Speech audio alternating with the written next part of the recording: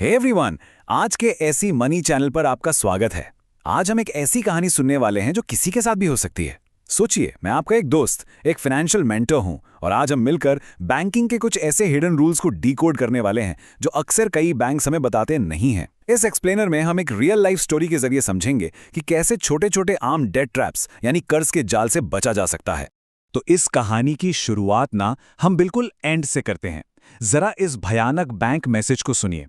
Dear customer, आपका home loan account NPA घोषित कर दिया गया है।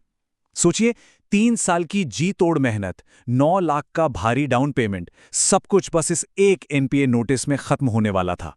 पर वेट, ये सब एक रात में नहीं हुआ। हम अब यहां से रिवर्स गियर लगाएंगे और उन सभी फाइनेंशियल मिस्टेक्स को ट्रैक करेंगे जिन्होंने इस क्राइसिस को पैदा किया। ओके, तो ये रहा हमारा आज का रोड मैप। पहली नौकरी और सेविंग्स अकाउंट से लेकर पहला लोन, शादी के खर्चे, होम लोन की रियलिटी, एनपीए क्राइसिस और आखिर में रिकवरी के रास्ते। हम अमन की फाइनेंशियल लाइफ को क्रोनोलॉजिकली समझेंगे और रास्ते में लगभग 40 जरूरी बैंकिंग टर्म्स को भी डिकोड करेंगे ताकि ऐसी गलतियों से हमेशा बचा जा सके। चलिए शुरू करते हैं हमारा पहला चैप्टर, पहली नौकरी और सेविंग्स अकाउंट का सेटअप। जून 2019 में अमन को अपनी लाइफ की पहली जॉब मिली।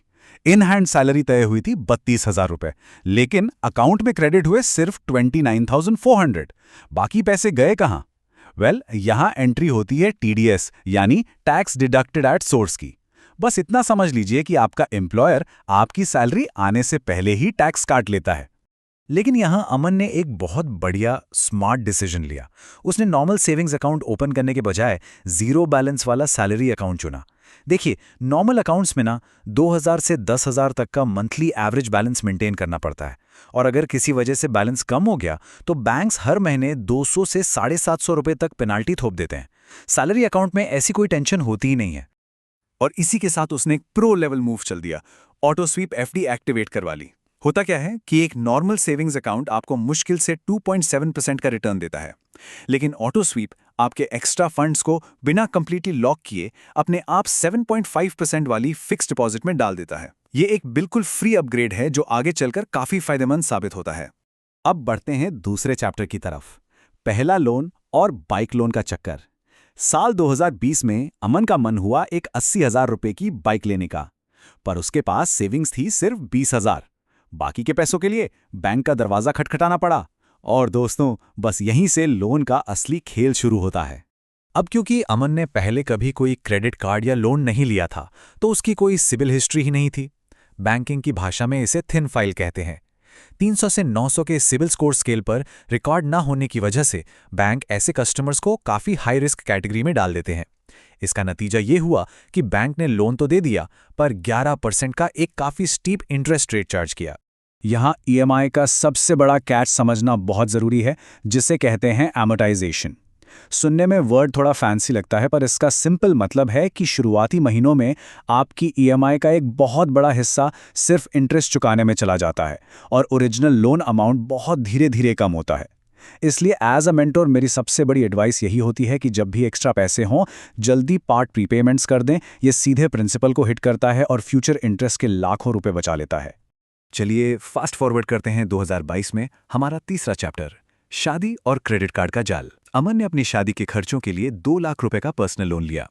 यहां तक सिचुएशन बिल्कुल कंट्रोल में थी क्योंकि उसकी टोटल ईएमआई अभी भी उसकी इनकम के एक सेफ 11.6% लिमिट के अंदर ही थी। यहां एक छोटी सी पर बहुत जरूरी बात समझनी है कि पर्सनल लोन्स अनसिक्योर्ड होते हैं। मतलब आपकी प्रॉपर्टी या गाड़ी जैसी कोई कोलैटरल या गारंटी बैंक के पास नहीं होती। इसीलिए सिक्योर्ड होम लोन्स जहां 7.5% से 8.7% पर मिल जाते हैं, वहीं अनसिक्योर्ड पर्सनल लोन्स के लिए बैंक्स 10% से 20% तक का भारी प्रीमियम वसूलते हैं। शादी के बाद उससे सबसे बड़ी गलती हुई। क्रेडिट कार्ड का मोटा बिल आया और अमन सिर्फ मिनिमम ड्यू भरने के सबसे खतरनाक ट्रैप में फंस गया। देखिए, देखने में लगता है कि चलो इस महीने का काम चल गया, पर बाकी बचे हुए बैलेंस पर बैंक सीधा 36 से 45% का एनुअल परसेंटेज रेट यानी एपीआर थोप देते हैं। ये चक्रव्यूह इतनी तेजी से बढ़ता है कि इससे बाहर आना लगभग नामुमकिन सा हो जाता है। और बात सिर्फ एक्स्ट्रा इंटरेस्ट की ही नहीं थी, अपनी 75,000 की टोटल क्रेडिट लिमिट का 50% खर्च करके उसने सेफ 30% मार्क को बुरी तरह क्रॉस कर दिया था। बैंकिंग रूल्स के मुताबिक 30% से ज़्यादा का क्रेडिट यूटिलाइजेशन रेशियो एक बहुत बड़ा रेड फ्लैग होता है। ये लिटरली एक धीमे जहर की तरह उसकी सिबिल स्कोर को अंदर ही अंदर पूरी तरह खत्म कर रहा था। अब आता है चौथा चैप्टर, सपनों का घर और होम लोन की हकीकत। 2024 में अमन ने 45 लाख का फ्लैट खरीदने का बड़ा फैसला लिया।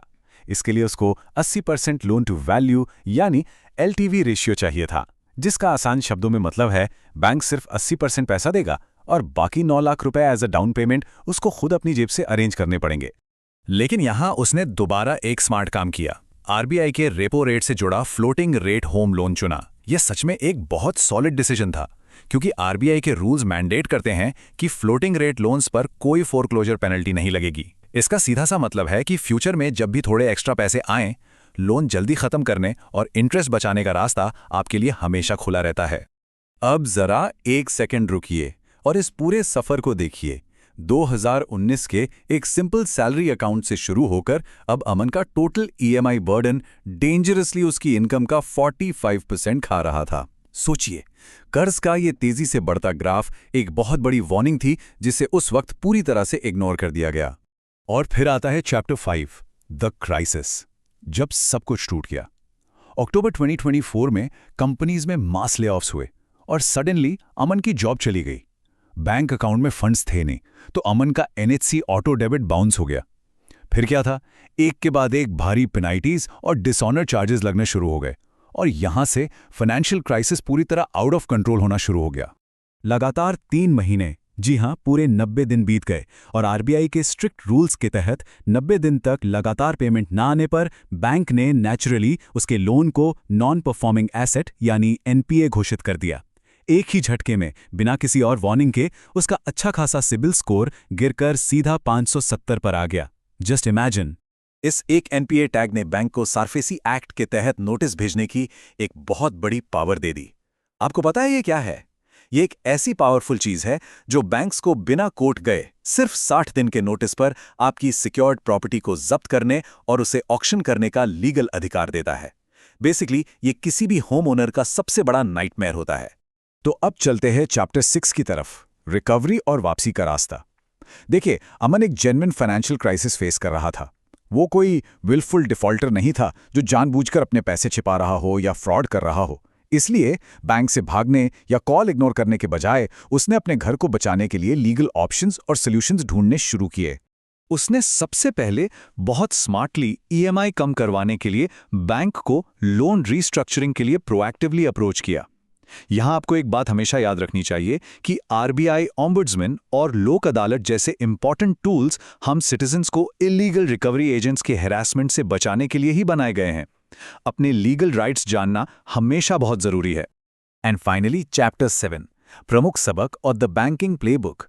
इस एक्सप्लेनर को रैप अप करने से पहले चलिए इस पूरे बैंकिंग गेम के उन हिडन रूल्स को एक बार फटाफट एक्सट्रैक्ट करते हैं, ताकि आप सब इन गलतियों से फ्यूचर में पूरी तरह बच सकें। तो ये रही आपके लिए एक बुलेटेड रेड फ्लैग चेकलिस्ट। इसे एकदम ध्यान से सुनिए। पहला, अपना सिबिल स्कोर हमेशा 750 के ऊपर मेंटेन करके रखें। दूसरा, आपकी टोटल EMIs कभी भी इनकम के 40% मार्क को क्रॉस नहीं करनी चाहिए। तीसरा, क्रेडिट कार्ड के मिनिमम ड्यू ट्रैप को पूरी तरह अवॉइड करें, हमेशा फुल बिल पे करें। चौथा, फ्लोटिंग होम लोन्स पर 0 पेनल्टी पार्ट प्रीपेमेंट का पूरा फायदा उठाएं और जल्दी प्रिंसिपल कम करें। और आखिरी, क्राइसिस आने पर बैंक से छुपे नहीं, ट्रांसपेरेंटली उनसे बात करके रीस्ट्रक्चरिंग की कोशिश करें। अगर एमोर्टाइजेशन या फ्लोटिंग रेट्स जैसे बैंकिंग कॉन्सेप्ट्स आपको अभी भी थोड़े कॉम्प्लेक्स लग रहे हैं, तो प्लीज़ बिना किसी झिझक के नीचे कमेंट्स में अपने सवाल पूछें। हम एज अ कम्युनिटी एक दूसरे की हेल्प करेंगे। और हाँ, कमेंट्स में सभी लोग ये ज़रूर शेयर करें कि अमन की इनमें से कौन सी बैंकिंग गलती आपने या आपके किसी दोस्त ने कभी ना कभी ऑलमोस्ट कर ही दी थी। आज की इस लर्निंग को हमेशा याद रखें, फाइनेंशियली अवेयर बनें और अपने फ्यूचर को बिल्कुल सिक्योर बनाएं।